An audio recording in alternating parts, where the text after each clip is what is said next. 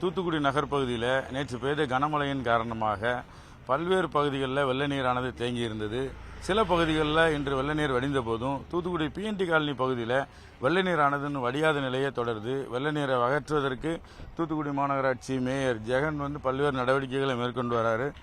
அது குறித்து நம்ம பேசலாம். சார், அந்த வெள்ள நீர் அகற்றுக்கு என்ன மாதிரியான நடவடிக்கைகள் எடுக்கப்பட்டிருக்கு? உங்களுக்கு ஏற்கனவே தெரியும், மழை நேற்று காலையில் டெய்லி பெய்கிற மழை வர்ற தண்ணியெல்லாம் வெளியே டிஸ்போஸ் பண்ணிட்டே இருந்தோம். நேற்று காலையில் அதிக கனமழை பெஞ்சுது. டவுனில் உள்ள தண்ணியெல்லாம் வடிஞ்சிட்டு இதுக்கு அங்கிட்டு பார்த்தீங்கன்னா வடக்கு செல்கம்பட்டி, அந்த செங்கோலம், அங்கே உள்ள குளத்து தண்ணியெல்லாம் நம்ம கலெக்டரேட் வழியாக அதுலேயும் ஒரு தனி சேனல் இருக்குது கடலுக்கு போகிறது. அதையும் மீறி ரோட்டை கிராஸ் பண்ணி வந்த தண்ணி தான் இது ஏரியா பைபாஸ் ரோட்டில் இருந்து. குறிப்பாக பிஎன்டி காலனி, கதிரவேல் நகர், வார்டு நம்பர் 16, 17, 18 இந்த பகுதியில் மட்டும் தான் தண்ணி இருக்குது. இப்போ வடி ஆரம்பிச்சிருக்கு. இனி ஈவினிங்குள்ளே இந்த ரோடெல்லாம் அக்சஸ் வந்துடுங்கிறத எதிர்பார்க்குங்க. இந்த பகுதி மக்கள் என்ன சொல்கிறாங்கன்னா, வழக்கமாக மழை பெஞ்சிட்டுனாலே எங்களுக்கு தண்ணி கட்டும், அடுத்து திரும்ப ஒரு 4 நாள் போராடி தண்ணி வடிக்க வேண்டியது இருக்குது. இதுக்கு நிரந்தர தீர்வு ஏற்படுத்தணுங்க. நிரந்தர தீர்வு ஏற்படுத்த என்ன செய்யும்? நம்ம தமிழக முதலமைச்சர் உத்தரவு பண்ணுங்க. பல்வேறு நடவடிக்கைகள் உங்களுக்கு தெரியும். தூத்துக்குடியில் கடந்த ஆட்சியெல்லாம் பார்த்தீங்கன்னா 45 நாள் நிற்கும். இதே இடத்துல கேட்டால் தெரியும்.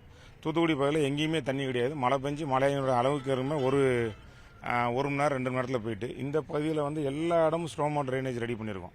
இது நம்ம முதலமைச்சர் உத்தரவு என்ன பண்ணுது, இல்லை பல்வேறு நடவடிக்கை பண்ணி இது வரைக்கும் தண்ணி கட்டல. நம்ம ஒரு தாசில்தார் சார் வீடு அங்கே தான் இருக்குது.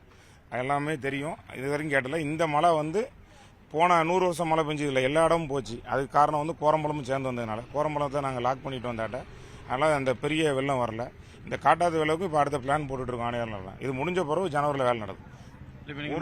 ஒரு பாடம். இந்த பகுதி மட்டும் இல்லாமல் தூத்துக்குடி மாநகராட்சிக்கு உட்பட்ட நிறைய பகுதிகளை பார்த்துருப்பீங்க. குறிப்பாக அந்த மில்லர்புரம் பகுதியிலலாம் போன தடவை தண்ணி தேங்கிடுச்சு. இன்னைக்கு வேற இந்த பகுதி தவிர்த்து வேற எங்கே தண்ணி தேங்கி இருக்கு? என்ன மாதிரியான நடவடிக்கைகள்? இப்போ ஏற்கனவே உங்களுக்கு தெரியும், 16 மேடம் குரம்பலம், அந்த குரம்பலம் செச்சு எல்லாம் 12 கிலோமீட்டர் கடலுக்கு போகிற நம்ம டவுனை ஒட்டியே இருக்குது. வார்டு நம்பர் 55, 56, 57, 58 அந்த கரையெல்லாம் பலப்படுத்தி வச்சதுனால இப்போ வரைக்கும் உடையலை. 3 நாளாக கரை தட்டி போயிட்டு இருந்தாலும் நேராக கடலுக்கு போய் சேர்ந்துட்டு இருக்கு. இது போக மில்லர்புரத்துலையும் பார்த்துருப்பீங்க, பிரெயினர் போனாட்ட பார்த்துருப்பீங்க. நம்ம ஜிஹெச் முன்னாடி வெளியே இருக்கிற தண்ணி உடனே வெளியே இருக்கும். இல்லை அதில் எவ்வளோ தண்ணி கட்டன்னு தெரியும். இப்படி பல்வேறு பகுதியில் நார் சோன் குறிப்பாக 6, 7, 5, 8வது வார்டு அதில் கடலுக்கும் அதுக்கும் ஒரு 100 மீட்டர் தான் இருக்கும். அந்த பகுதியில் நிறைய தண்ணி கட்டும். அதெல்லாம் இப்போ ஸ்ட்ராங் மோட்டர் ட்ரைனேஜ் போட்டதுனால அந்த பகுதியில் இல்லை. குறிப்பாக இதுக்கு வந்தது ஒரு அளவுக்கு மீறின தண்ணி. காட்டாத்து வெள்ளம் வந்தது. ரூரல் பகுதியிலேருந்து வந்த தண்ணி கடலில் ஏறின தண்ணி போயிட்டு இருக்கனால போக முடியாமல் இந்த சைடு திரும்பிட்டுங்க. நன்றி. அதாவது தூத்துக்குடி மாநகராட்சிக்கு உட்பட்ட பகுதிகளில் தேங்கின மழைநீரை அகற்றுறதுக்கு படிப்படியாக நடவடிக்கைகள் எடுக்கப்பட்டு வருது.